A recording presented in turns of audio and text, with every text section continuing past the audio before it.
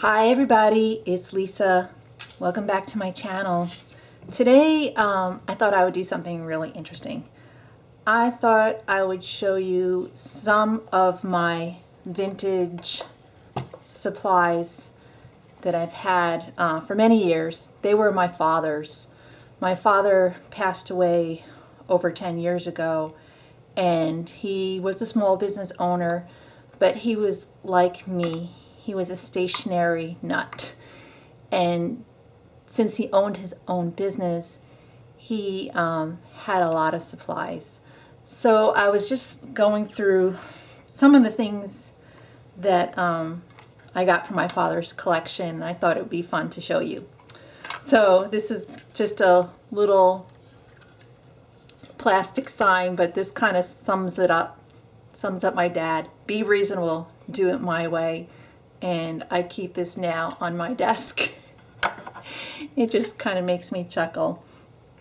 So one of the first things I found when I was going through my father's things is this old book, and unfortunately it's damaged, but I think I will washi tape it back together. If any of you have any suggestions on how to fix this, I would love to know. This is an old office encyclopedia, and the pages are very yellowed. Let me see if you can see this. Office Questions Answered, the first complete book of its kind. And it was published by Washington Square Press, which might still be a book publisher in Manhattan. And this is a probably fourth printing of it. It says 1963. Copyright in here is 1955. So this is just a really cool old vintage book on anything to do with working in an office, to include grammar, a dictionary, printing, etc., how to address a letter. This is not something I will probably ever use as papers in a journal. I just gonna keep this whole and just keep it something I could look at. Look at the old script types. It's just really a very unique book. Then, and I'm only showing you a sampling of what I have, like this wooden tray that everything is in. I don't know if you can see it. I have a second one of these trays, and what I had done is I spray painted it this color. Remember these old things to stick papers in? This was plain wood like the tray. I wish I had my other one here, but it's at work in my office, at my regular office when I had an office. But I don't know if any of you remember these. These will hold papers. So this is really old, something I refurbished. Here's an original package of Ticonderoga pencils. These are probably from the 70s, and there's still, you know, quite a few pencils in here. Really old pencils, but the box itself is really cool. And then an old yardstick. I don't know if you remember these, that opened up like this. I have one of these. It's wooden. This was my dad's. And speaking of yardsticks, here's a really old ruler. So, you know, we're from New York, and this one is actually embossed with an address for the Modern Pleating Company Incorporated. It was on 330-42 West 38th Street in Manhattan. So that's a really old ruler. Look at that. Embroidery, faggoting, stitching, nail heads. That's what they designed. An old magnifying glass of my dad's. Some old notebooks. Just some old books with papers. This one is actually an old, really vintage phone book. and it has all the letters. And then on the back side, these are really faded. So I don't know, this is a whole set. I don't know what I'm going to do with this. I wonder if you have any ideas. Maybe I'll just use the papers, but you know, it has the entire set of organizers, you know, the alphabet. That's pretty cool. These are, my dad actually had hundreds of these, and I hope my sister didn't throw them out.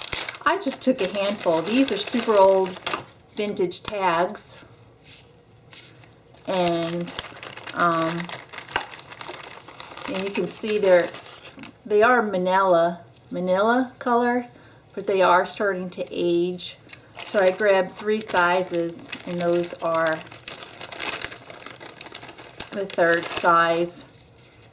But if my sister didn't throw them away, I'm going to grab the rest that are in my dad's old office. I cannot tell you how many books he had of ledger papers and everything. I think my sister might have gotten rid of it because, you know, he did pass over 10 years ago. So I'll have to check it out. Here's some old ink in red, Carter's. This is an old tin from the ink company, Boston, the Carter's Ink Company. And I can't, it does open. I haven't opened it in years. I just keep it on my shelf. But it has a really nice graphic of a lady. Trying to see if you could see that pretty good. So I just keep that on the shelf. This is really interesting. It's old gold leaf, gold foil paper in there in a roll. Genuine 23 karat, right in real gold. And it's a roll of it. 8 feet. I bet you my dad did not use it. So there's 8 feet, 5/8 inch wide of old gold foil. I'm going to have to figure out, I'm going to use it. This I will probably use, and you just take it through here, that little window. Then there's old brads and paper fasteners. Check that out. Here are 100 swing line paper fasteners in there. And I have, so that one is 3/8, so I have 2 boxes of original swing line paper fasteners, 100. I bet you most of them are still in there. And then remember, these people still use this today. These are old Protex gum patches for loose leaf paper. Here's a whole box of them. Oh, there we go, messing things up. Yeah, I miss my father quite a bit. Very, very much so. A little swing line stapler. It's just plastic. And then here are the little staples for it. It still works too. Barely used. Full box of staples. Some steel fasteners. They're like the same as the brads, but these are silver where the other ones were gold. And this is, the packaging is just really cool. It's by No Sting. Made in USA steel paper fasteners. Now these are really going to freak you out. They freaked me out. Well, maybe they'll freak you out. I have all these containers of old stamps to fit in these old stampers. You see the lines? So it comes with everything here. Has the months. This one is a bunch of months. It says cook dates. And here's some more months. I have to organize this and clean it up. And it even comes with the little metal tweezers, so you can put the stamps in. Yeah, each box has the old metal tweezers in them. This one looks like the newest set.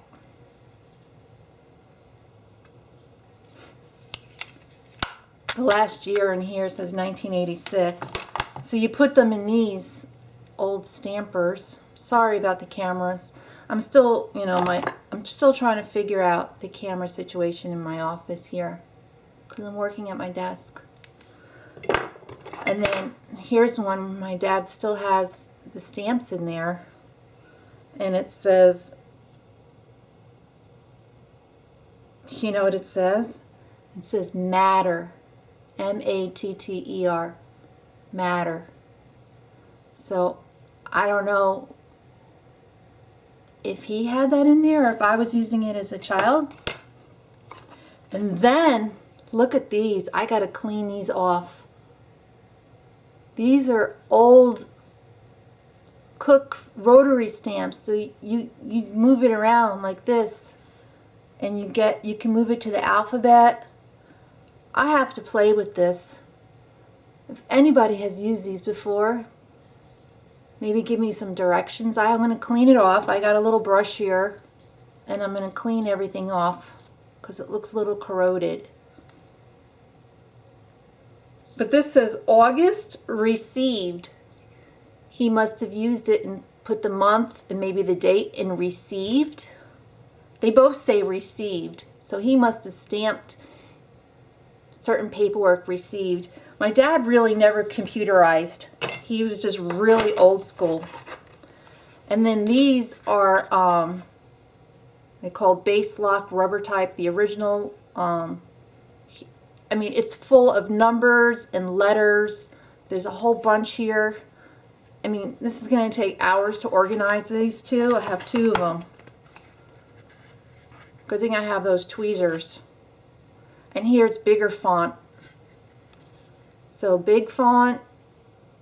You see that pretty good. Must have stamped some in there. And then little fonts. And then there's an old eraser. I have no idea what this is. It looks like it's in some kind of silly putty. I don't even know what this is. I'm going to have to investigate what this is. This says, press the putty flat on a table or desk before applying to type. So maybe the easy way to clean all office machines, rubber stamps, and typewriters. Oh, so maybe this you clean old rubber stamps. Press putty lightly into type. Do not rub. Ink and dirt are pulled out of the type. Oh, it gives directions. Huh. So this is to clean the stamps and typewriters. Fascinating. I don't know. I find there's two of them. I have a second one.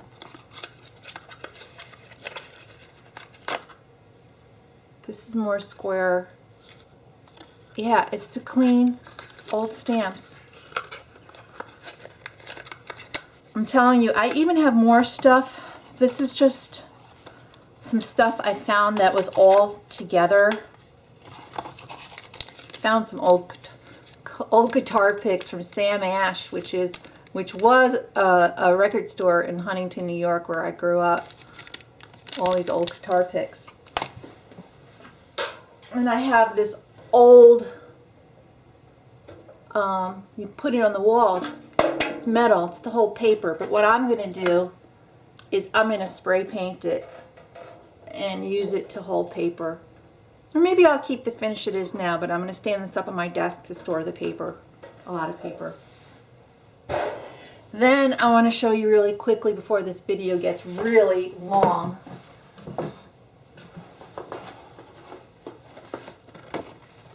This box is full of stamps.